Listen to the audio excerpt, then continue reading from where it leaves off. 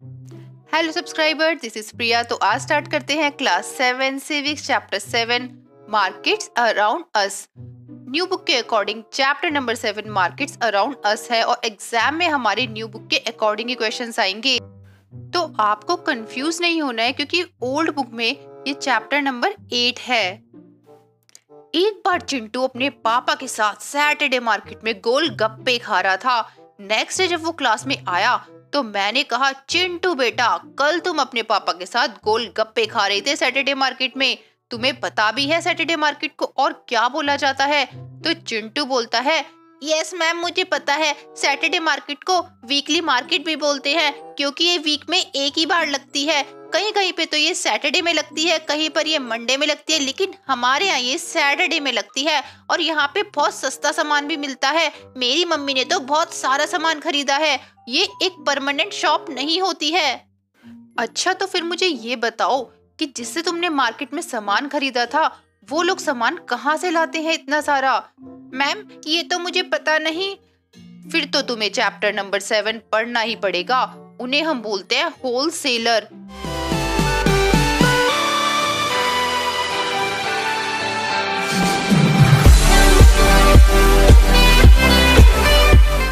हम मार्केट जाते हैं सामान खरीदने, जैसे सोप हो गया, टूथपेस्ट, वेजिटेबल, बिस्किट्स, चॉकलेट्स और भी काफी सारा सामान। और मार्केट में डिफरेंट शॉप्स भी होती हैं जहाँ से हम सामान खरीदते हैं। कुछ शॉप तो हमारे नेबर में भी होती हैं। Weekly market, large shopping complex और मॉल में भी बहुत सारी शॉप होती हैं जहाँ से हम लोग सामान खरीदते हैं। मार्केट जाने से पहले हम प्रॉपर एक लिस्ट बनाते हैं गुड्स की, सामान की, कि हमें क्या क्या लेना है मार्केट में से। इस चैप्टर में हम पढ़ेंगे कि सामान को कैसे बेचा और खरीदा जाता है। जो लोग खरीदते हैं उन्हें बोलते हैं बायर्स और जो बेचते हैं उन्हें बोला जाता है सेलर्स। और ये लोग क्या क्या प्रॉब्लम फेस करते हैं। यहाँ पे आप देख सकते हैं, एक गर्ल है और एक बॉय है, दोनों ने ही लिस्ट बनाई हुई है मार्केट जाने से पहले कि हमें मार्केट से क्या क्या परचेज करना है। क्या आपने कभी लिस्ट बनाई है मार्केट जाने से पहले? मुझे कमेंट बॉक्स में बताओ अगर बनाई है तो। वीकली मार्केट वीक में एक स्पेसिफिक डे में ही लगती है। जैसे कि अगर सैटरडे को लगती है तो वो एवरेज सैटरडे लगेगी और ये परमानेंट शॉप नहीं होती। कहीं कहीं पे तो संडे, मंडे, वेनेसडे मार्केट भी लगती है। यहाँ पे जो सामान बेचते हैं ट्रेडर्स, वो अपनी शॉप मॉर्निंग में ओपन करते हैं और इवनिंग में क्लोज कर देते हैं। नेक्स्ट डे डिफरेंट प्लेस पे चले जाते हैं, फिर वहां पे अपनी शॉप को ओपन करते हैं। इसीलिए इसको परमानेंट शॉप नहीं बोला जाता है। लोगों को जो भी रिक्वायरमेंट होती है वो सामान वो यहाँ से खरीदते हैं। यहाँ पे आप देख सकते हैं कैसे लोग वीकली मार्केट में अपने सामान को बेच रहे हैं। वीकली मार्केट में सामान बहुत चीपर रेट यानी सस्ता मिल जाता है। ये सामान सस्ता इसलिए देते हैं क्योंकि जो परमानेंट बिल्डिंग में शॉप होती है ना, उन लोगों को इलेक्ट्रिसिटी बिल भी देना होता है, रेंट भी पे करना होता है, गवर्नमेंट को भी फीस देनी होती है, वर्कर्स को भी वेजेस देने होते हैं। लेकिन वीकली मार्केट वालों के साथ ऐसा कुछ है ही नहीं। इन लोगों को तो ये सब कुछ देना ही नहीं पड़ता। इस वजह से सामान को बहुत सस्ते रेट में लोगों को दे देते हैं। वीकली मार्केट्स वाले कोई बिल्डिंग या फिर कोई शॉप नहीं लेते हैं रेंट पे। जो भी सामान होता है वो अपने घर पे ही रख लेते हैं और जब भी मार्केट लगनी होती है तो अपने घर से ही लेकर जाते हैं सामान को। और उनके फैमिली मेंबर उनकी हेल्प भी कर देते हैं, तो इसलिए इनको वर्कर भी नहीं चाहिए होते हैं। इस मार्केट में कंपटीशन भी बहुत होता है क्योंकि ज्यादातर शॉप पे एक जैसा सामान होता है। आपने नोटिस भी किया होगा, जब आपकी मम्मी मार्केट जाती है सब्जी लेने के लिए तो बार्गेनिंग करती है सब्जी वाले से कि भैया आप थोड़ा कम कर लो रेट, नहीं तो जो आपके साथ में सब्जी बेच रहे हैं ना, हम उनसे ले लेंगे। तो सब्जी वाला डर की वजह से प्राइस को थोड़ा कम कर लेता है। बार्गेन करके हमें सस्ता मिल जाता है सामान मार्केट में। एक और एडवांटेज है वीकली मार्केट का कि सारा सामान हमें एक ही जगह पे मिल जाता है, जैसे कि vegetable, groceries, cloth items, utensils और भी बहुत कुछ। लोग और भी डिफरेंट डिफरेंट मार्केट में जाना पसंद करते हैं जहाँ पे उन्हें अच्छा सामान मिलता है। इस फिगर में आप देख सकते हैं एक पर्सन है जिसका नाम है समीर और ये क्लोथ सेल करता है वीकली मार्केट में। ये लार्ज ट्रेडर से बहुत सारे क्लोथ खरीदता है और वीक में जब भी मार्केट लगती है तो वहां पे बेचता है। ये और बाकी क्लोथ सेलर्स ग्रुप बना के मिनी वैन में अपना सामान रख के मार्केट में लेके जाते हैं और वहां पे बेचते हैं। इसके पास ज्यादातर विलेज के लोग सामान खरीदने आते हैं और फेस्टिवल के टाइम पे जब दीपावली और पोंगल होता है तो इनको बहुत प्रॉफिट होता है, एक गुड बिजनेस बना पाते हैं ये। Shops in the neighbourhood. आपने देखा होगा आपके नेबर में भी काफी सारी शॉप होती है। जैसे हम डेयरी से मिल्क लेकर आते हैं, ग्रोसरी डिपार्टमेंटल स्टोर से लेकर आते हैं, स्टेशनरी, ईटेबल और मेडिसिन का भी सामान हम जो नेबर में आसपास में जो शॉप्स होती हैं वहां से परचेज करते हैं। बहुत सी तो परमानेंट शॉप भी होती हैं और कुछ रोड साइड स्टॉल्स भी होते हैं, जैसे वेजिटेबल हॉकर, फ्रूट वेंडर और मैकेनिक। एक स्टोरी बताई गई है सुजाता और कविता की। ये ग्रोसरी के लिए नेबरहुड शॉप में जाती हैं और वहां पे देखती है बहुत ज्यादा भीड़ होती है। उस शॉप में शॉप ऑनर के साथ 2 हेल्पर भी होते हैं जो उसकी हेल्प कर रहे होते हैं। तो सुजाता उनको लिस्ट पकड़ा देती है कि मुझे ये सारा सामान चाहिए। शॉप ऑनर हेल्पर से बोलती है कि लिस्ट में जो भी सामान है इसे पैक कर दो। तभी कविता इधर उधर देखने लगती है। वो देखती है टॉप लेफ्ट शेल्फ पे डिफरेंट ब्रांड्स के डिटर्जेंट केक है। केक यहाँ पे सोप को बोला गया है। और वो दूसरी शेल्फ पे देखती है कि टूथपेस्ट है, टैल्कम पाउडर है, शैम्पू है, हेयर ऑयल है और डिफरेंट ब्रांड के डिफरेंट कलर है जो कि बहुत अट्रैक्टिव है। 20 मिनट्स में ही सुजाता का सारा ग्रोसरी का सामान पैक हो जाता है। तो सुजाता एक नोटबुक निकालती है। तो जो शॉप ऑनर होती है ना, वो उसमें 3000 रुपीज लिख देती है कि सारा सामान 3000 रुपीज का है। ये अमाउंट शॉप ऑनर अपने एक बिग रजिस्टर में भी नोट कर लेती है। अब आप सोचेंगे कि सुजाता ने शॉप ऑनर को पैसे क्यों नहीं दिए, क्योंकि शॉप ऑनर सुजाता को जानती है और उसे पता है कि उसकी फैमिली नेक्स्ट मंथ के फर्स्ट वीक में ये पैसे दे जाएंगी। तो नेबर में जो शॉप होती है ना, वो लोग अपने कस्टमर्स को जानते हैं, इस वजह से वो पहले सामान दे देते हैं और बाद में पैसे ले लेते हैं। नेबर में जो शॉप होती है वो बहुत यूजफुल होती है क्योंकि बायर और सेलर दोनों ही एक दूसरे को अच्छे से जानते हैं। इसका मतलब ये हुआ कि जो नेबर में हमारी शॉप होती हैं उनको हम पहले पैसे दे सकते हैं और बाद में कभी भी सामान खरीद सकते हैं।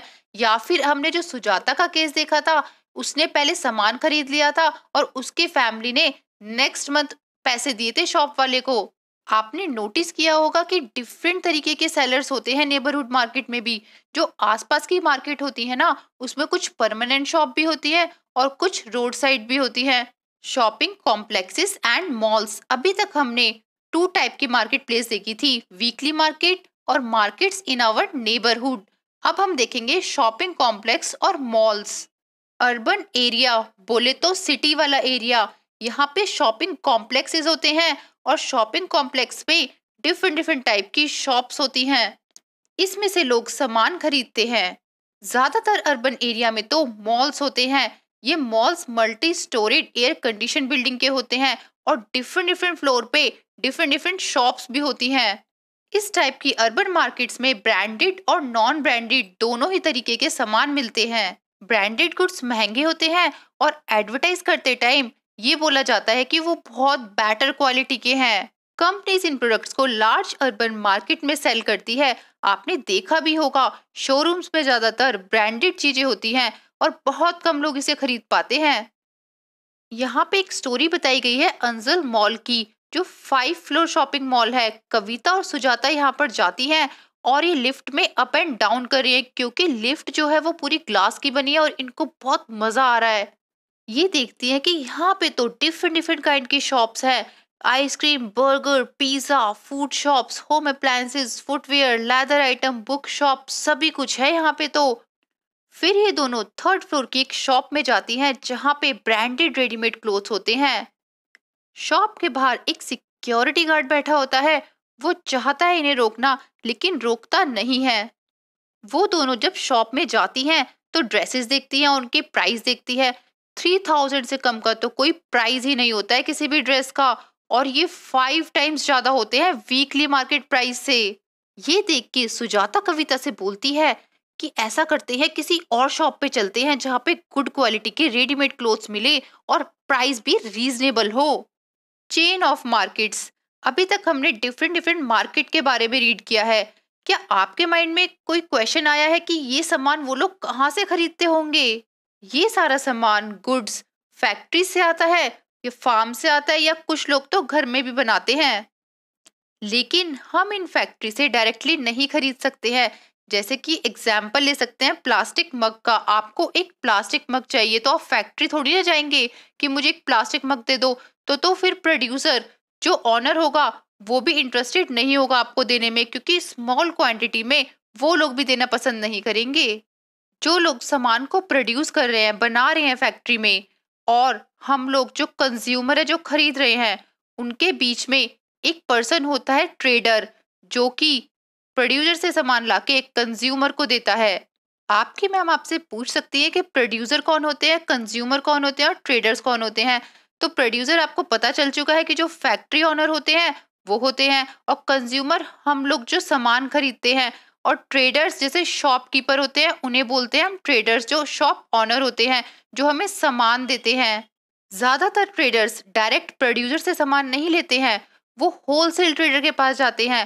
होलसेल ट्रेडर के पास बहुत ज्यादा अमाउंट में सामान होता है, तो वो सोचते हैं कि फैक्ट्री जाने से अच्छा है कि होलसेल ट्रेडर से ही सामान ले लो। एक एग्जाम्पल है यहाँ पे वेजिटेबल का। अगर कोई होलसेल ट्रेडर है, वो वेजिटेबल परचेज करना चाहता है, तो वो 1 या 2 किलो नहीं लेगा, वो 25 या 100 किलोज लेगा। मतलब इतनी ज्यादा अमाउंट में लेगा, और ये फिर ट्रेडर को सेल करेगा। ट्रेडर मार्केट में हम कंज्यूमर को लाके देगा। ट्रेडर्स ही होते हैं जो खरीदते और बेचते हैं सामान को। तभी तो हर जगह पर हर तरीके का गुड्स मिल जाता है, सामान मिल जाता है। और ट्रेडर्स को हम रिटेलर भी बोलते हैं। रिटेलर और ट्रेडर हम उन सभी को बोलेंगे जो नेबरहुड में शॉप होती है, शॉपिंग कॉम्प्लेक्स में शॉप होती है, और जो हॉकर्स होते हैं वीकली मार्केट में जो सामान बेचते हैं, उन सभी को हम ट्रेडर और रिटेलर बोलते हैं। यहाँ पे एक एग्जाम्पल दिया है जिससे आप अंडरस्टैंड कर पाएंगे कि चेन ऑफ मार्केट्स होता क्या है। हर एक सिटी में होलसेल मार्केट होती है, जहाँ से ट्रेडर्स सामान लेकर आते हैं और लोगों को बेचते हैं। रोड साइड हॉकर होते हैं, वो भी प्लास्टिक का आइटम लार्ज क्वांटिटी में कहाँ से लाते हैं?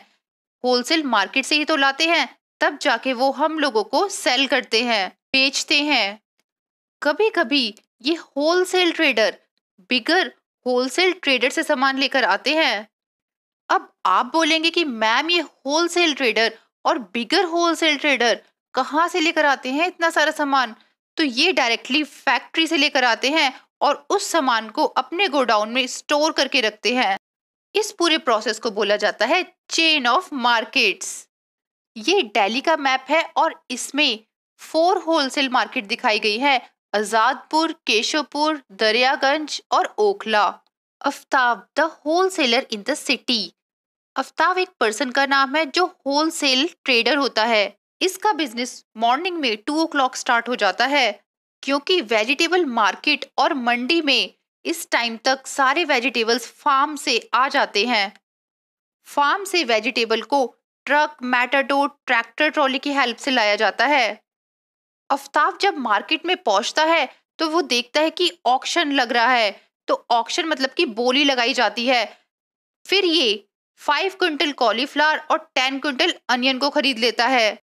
आफ्ताब जो भी वेजिटेबल खरीद के लाता है वो एक शॉप में स्टोर करके रखता है। ये सारे वेजिटेबल्स ये हॉकर्स को, शॉपकीपर को सेल करता है मॉर्निंग में 6 o'clock। फाइनली ये शॉपकीपर और हॉकर्स हम लोगों को मॉर्निंग में 10 o'clock तक वेजिटेबल्स सेल कर पाते हैं। Markets everywhere. हमने देखा डिफरेंट मार्केट प्लेस में लोग सामान को खरीदते हैं और बेचते हैं, लेकिन ऐसा नहीं है कि हमें हमेशा मार्केट जाना ही पड़ेगा, क्योंकि अब तो बहुत सारी फैसिलिटीज आ गई हैं। लोग फोन से ही ऑर्डर कर देते हैं, इंटरनेट से ऑनलाइन ही ऑर्डर कर देते हैं। ऐसे कुछ भी अगर हमें क्लोथ्स वगैरह खरीदने हैं तो हम फ्लिपकार्ट, अमेजोन, मिंत्रा इन सब से खरीद लेते हैं। हमें मार्केट जाने की जरूरत ही नहीं पड़ती, घर बैठे बैठे ही सारा सामान आ जाता है। आपने नोटिस किया होगा क्लिनिक और नर्सिंग होम में सेल्समैन बैठे होते हैं।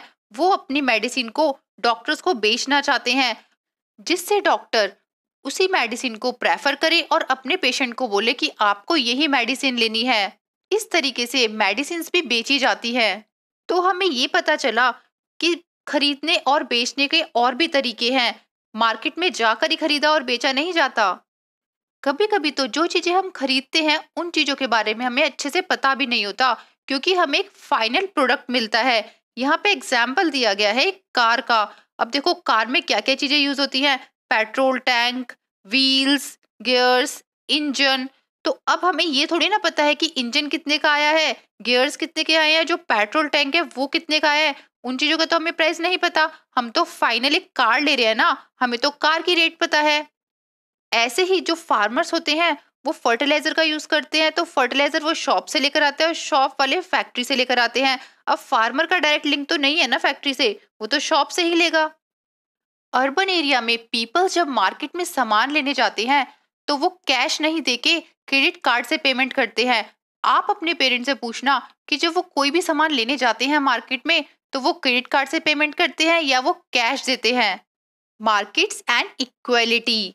इस चैप्टर में हमने देखा कि जो वीकली मार्केट के शॉप ओनर होते हैं वो काफी डिफरेंट होते हैं शॉपिंग कॉम्प्लेक्स के शॉप ओनर से। वीकली मार्केट में स्मॉल ट्रेडर होते हैं, उनके पास बहुत कम पैसा होता है, लेकिन शॉपिंग कॉम्प्लेक्स के शॉप ओनर के पास पैसा ज्यादा होता है, तभी तो वो परमानेंट शॉप ओपन कर पाते हैं अपनी। इससे ये पता लगता है कि दोनों ही अनइक्वल अमाउंट अर्न करते हैं। वीकली मार्केट ट्रेडर्स को बहुत ही कम प्रॉफिट होता है क्योंकि वो सामान सस्ते में देते हैं, लेकिन शॉपिंग कॉम्प्लेक्स के जो ट्रेडर्स होते हैं वो सामान को महंगे में देते हैं, इसलिए उन्हें प्रॉफिट ज्यादा होता है। देखा जाए तो बायर्स में भी तो अनइक्वालिटी है, क्योंकि कुछ लोग होते हैं वो महंगे सामान को नहीं खरीद पाते हैं, मॉल वगैरह से शॉपिंग नहीं कर पाते हैं, वो सस्ता सामान खरीद पाते हैं। तो ये सारी चीजें मनी पे भी मैटर करती हैं। इस चैप्टर में हमने चेन ऑफ मार्केट्स के बारे में भी रीड किया। इस चेन की वजह से ही जो प्रोड्यूसर है वो एक जगह से दूसरी जगह पर अपने सामान को बेच सकता है। गुड्स को जब बेचा जाता है तो ये एक तरीके से न्यू अपॉर्चुनिटी भी देता है लोगों को पैसा अर्न करने की, पैसा कमाने के लिए। क्या इक्वल अपॉर्चुनिटी मिलती है सबको, ये हम देखेंगे हम नेक्स्ट चैप्टर में। एक स्टोरी है शर्ट की। इस चैप्टर में जो भी मैंने हाईलाइट किया है वो इम्पोर्टेंट है, उसको लर्न कर लेना। गवर्नमेंट ने बहुत सारे सस्टेनेबल डेवलपमेंट गोल बताए हैं, उसमें से गोल नंबर 12 है responsible consumption and production. Exercise के सारे क्वेश्चन इंपॉर्टेंट है। जैसे फर्स्ट क्वेश्चन में बताया गया है, in what ways is a hawker different from a shop owner. Hawker हमें पता ही है जो फेरी लगाते हैं, जिनकी परमानेंट शॉप नहीं होती है, और शॉप ओनर तो मैंने आपको पढ़ाया था। तो ये सारे क्वेश्चन आपको खुद से करने हैं। इन केस कोई आपको डाउट आता है तो आप कमेंट सेक्शन में लिख सकते हैं, और मेरे चैनल को लाइक एंड सब्सक्राइब जरूर करें। Thank you.